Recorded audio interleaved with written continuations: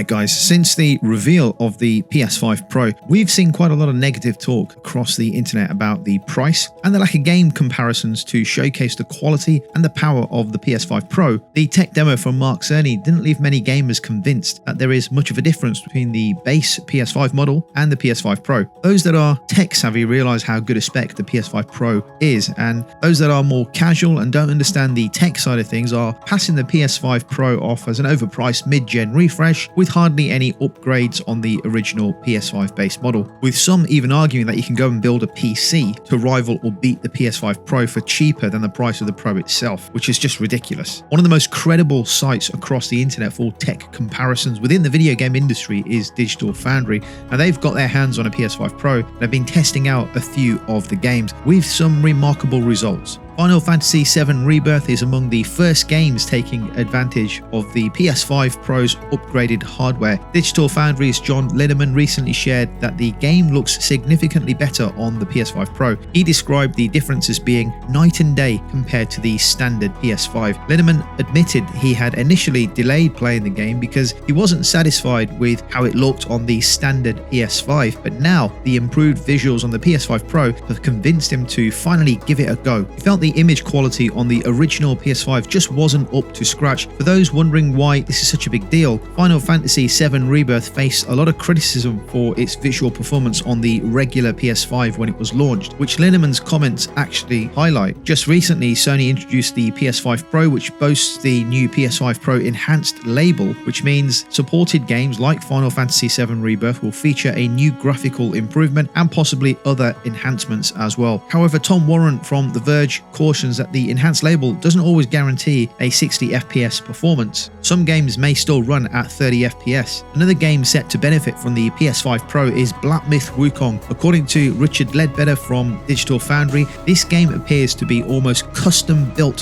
for the new console. Ledbetter discussed some of the ways the game's performance can be boosted on the PS5 Pro. In an article for Eurogamer, Ledbetter drew comparisons using an NVIDIA RTX 3070 Ti, a GPU that seems to share many features expected in the PS5 Pro. He noted that in quality mode, the image quality was significantly improved thanks to machine learning based upscaling. However, it's still uncertain whether Sony's PSSR can match this level of quality, though using a base resolution of 1440p does provide impressive results. PSSR stands for PlayStation Spectral Super Resolution. It's a proprietary technology developed by Sony to enhance image quality on the PlayStation 5 Pro. PSSR is expected to use advanced upscaling techniques similar to other industry standards like NVIDIA's DLSS, which stands for Deep Learning Super Sampling, to improve resolution and visual fidelity of games by using machine learning and AI-driven methods. This helps achieve higher quality images without requiring the full rendering cost of a native resolution. For those focused on performance,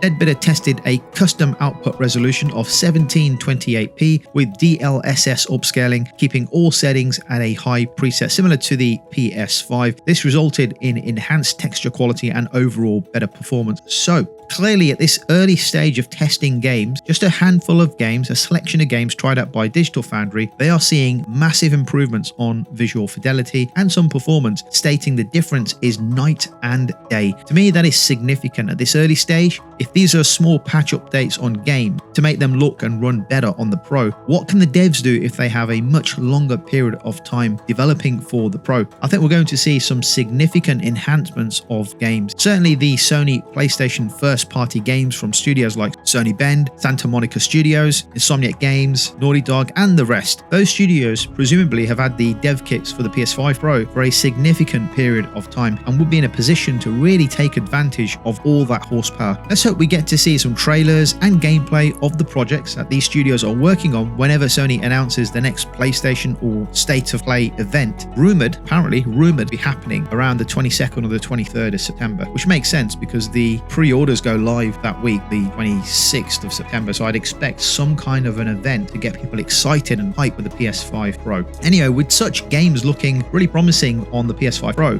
how is it expected to perform from a sales perspective. GamesIndustry.biz recently covered this topic with Matt Piscatella from Kana sharing his predictions. He believes that the PS5 Pro could account for up to 20% of all the PS5 units sold in the first 2 months in the US. Piscatella compared this to the PS4 Pro, which made up 13% of total PS4 sales in the US and 15% of its lifetime dollar sales. He estimates that the PS5 Pro will likely capture around 9 to 15% of total PS5 unit sales, with a slightly higher percentage in dollar sales because of its premium price point. The PS5 Pro has certainly sparked some controversy over its price point. Announced just this week, Sony confirmed it will retail at $699 in the US and £699 in the UK. For that price, you're getting a more powerful hardware than the standard PS5, and the games carrying the PS5 Pro enhanced label should see improvements in resolution or frame rate. In addition to these benefits, the new console's boost mode will enhance the performance of over 8,500 backward compatible PS4 titles and improve select PS5 games. The PS5 Pro set to hit the market on November the 7th, 2024, if you can get your hands on one. So what do you think? Are the improvements and the higher price tag enough to convince you to upgrade to the PS5 Pro? Or do you think the standard PS5 is still good enough? Drop your thoughts in the comments down below. If you like the video, give it a thumbs up, and I'll catch you on the next video.